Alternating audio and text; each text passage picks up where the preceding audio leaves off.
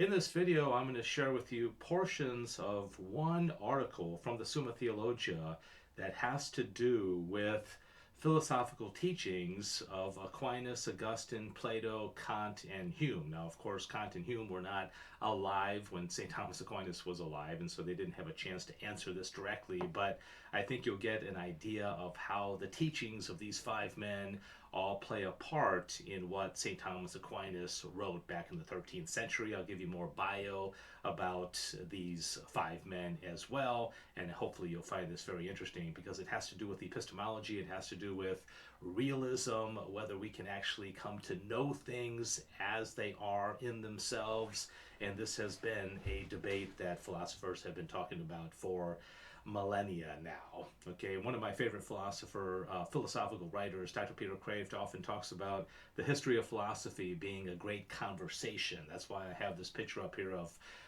four men conversing, but I think oftentimes we can also see it as a battle. This is the battle of ideas. This is the battle of influencing minds and people who are learning how to live and what it means to be a human being.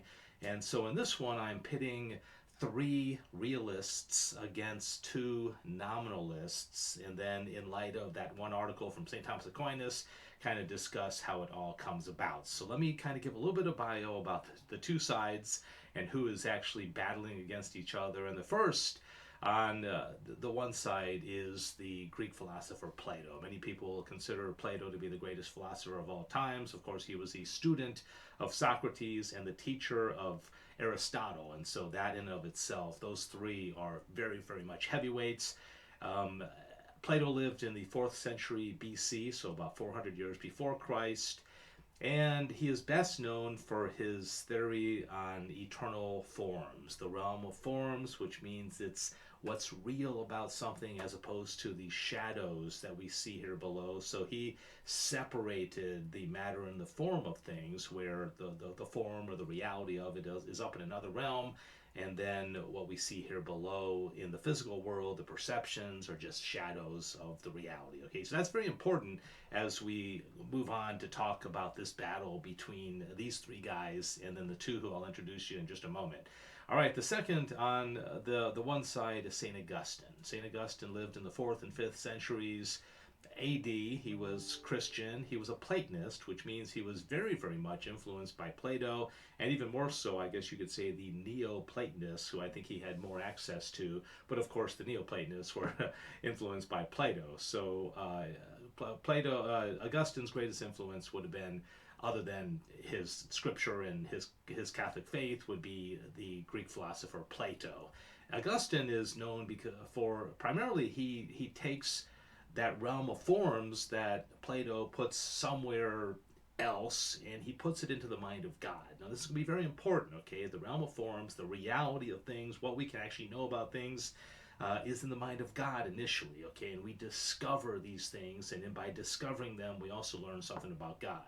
Now, the man who this channel is dedicated to, who kind of synthesized all of this, Plato and Aristotle and Socrates and the Neoplatonists and Augustine and Damascene and Jerome, was none other than 13th century Catholic Dominican philosopher and theologian St. Thomas Aquinas. Okay, in his Summa Theologia, which this channel is dedicated to, he put all this together. And of course, he was a realist, and he also, I guess you might say, a soft empiricist in the sense where he did believe that our knowledge begins with the senses. Okay, what we see, what Plato would call those shadows, are able to become known through what he would call the active intellect, working with the passive intellect. Okay, so I know this all gets very kind of complicated, but the key is that things, the reality of things can be known according to these three men on the right-hand side. And then in the 18th century, David Hume comes along, and he was the third of what I guess we could say the great empiricists, following John Locke and George Berkeley.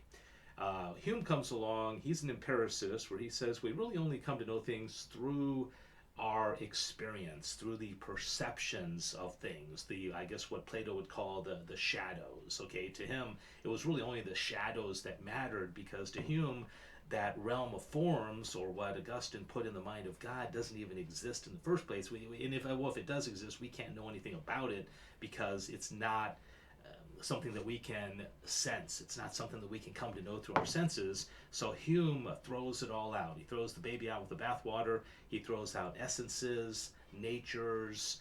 He also throws out causality, because we can't see the cause of things. We can only see what happens first and then afterwards. And so this is problematic. Now, many philosophers would say, well, it makes sense, even though it may not make common sense. All right? So that's David Hume, a hard empiricist.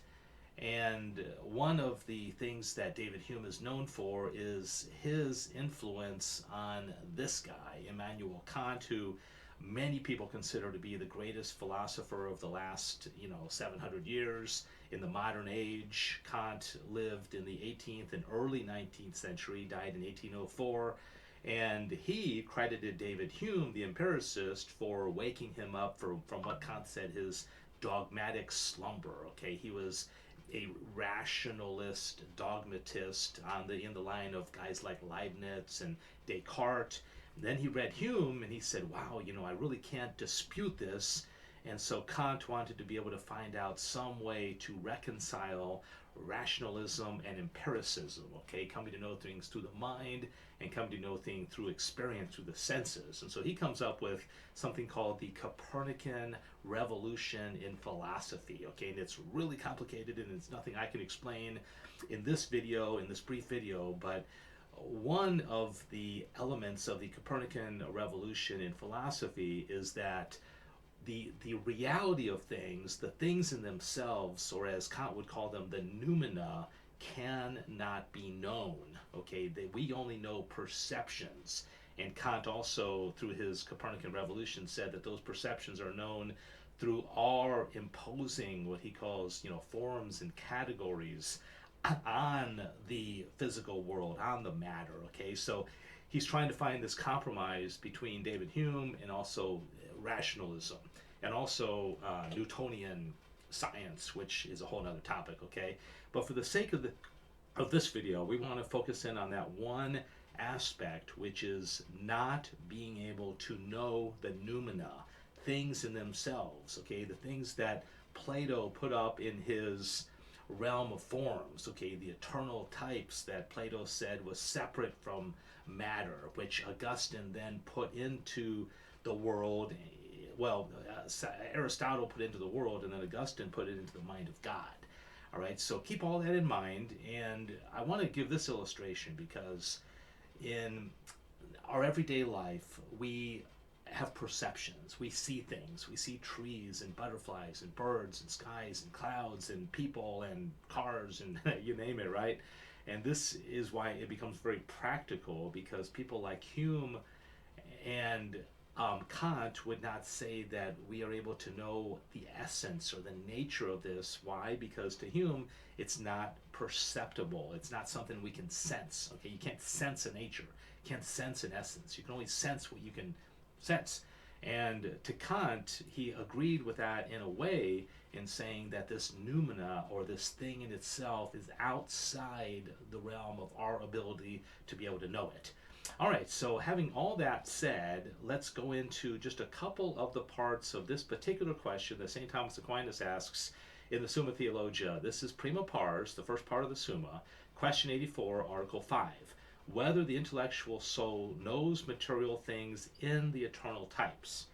Okay, in the eternal types. So this is a reference, as you'll see, back to Plato and also Augustine. Okay, both of these men are going to be referred to in this article. Now, I'm not going to give the objections, but I'm just going to go straight to the sed contra, which is where Aquinas will quote an authority. In this case, he's quoting Augustine, which he often does. And he says, Augustine says, if we both see that what you say is true, and if we both see that what I say is true, where do we see this, I pray? Neither do I see it in you, nor do you see it in me, but we both see it in the unchangeable truth which is above our minds. Now, the unchangeable truth is contained in the eternal types. Therefore, the intellectual soul knows all true things in the eternal types. So he is saying, Plato was onto something. There is some other realm. There's something else. It gets complicated because Augustine doesn't agree that it's kind of out there. He says, no, it's in the mind of God, right? But in this set contra, he is acknowledging, and Aquinas is agreeing, that there's something real that is there that we can come to know. We just have to be able to battle against people like Hume and Kant who say it's not possible to know these things, right? That's the battle, that's the fight. And then Aquinas in his corpus says, when therefore the question is asked, does the human soul know all things in the eternal types? We must reply that one thing is said to be known in another in two ways. First, as in an object itself known, as one may see in a mirror the images of things reflected therein. In this way, the soul, in the present state of life, cannot see all things in the eternal types, but the blessed who see God and all things in him thus know all things in the eternal types.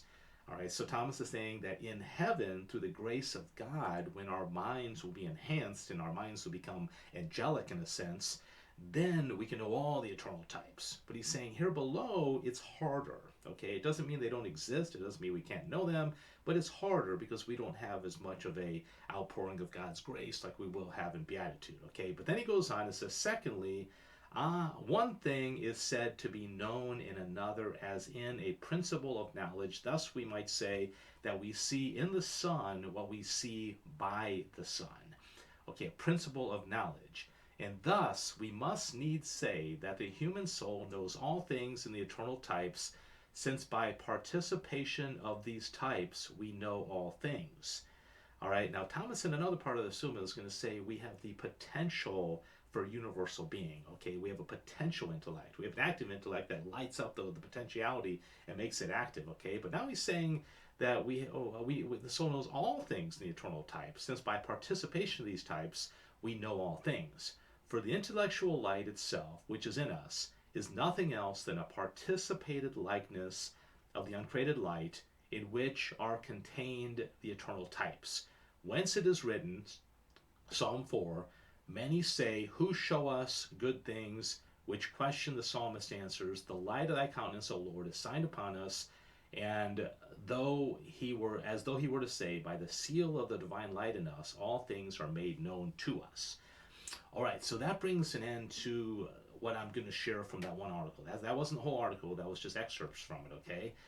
The interesting thing about this battle between Plato and Augustine and Aquinas versus Hume and Kant is that Aquinas, and of course Augustine as well, refer to God, refer to a supernatural assistance, a supernatural God that we participate in. So God not only contains the eternal types, the eternal forms, but also he helps us through, first of all, creating us as creatures with intellect to come to know those. Now, some of these we can know through the natural light of our human reason. Interestingly, many people accused both Hume and Kant of being atheists during their life. Both of them claimed to be Christians. Both of them were raised as Christians, right? But their Christianity and their faith was a little bit wishy-washy, and they were not as likely in their philosophy to refer to God. Okay, of course, Hume would say God, we can't know God, and Kant would agree that we can't know God because we can't sense him. Kant would put him in that things in themselves that are outside the boundary of us being able to understand.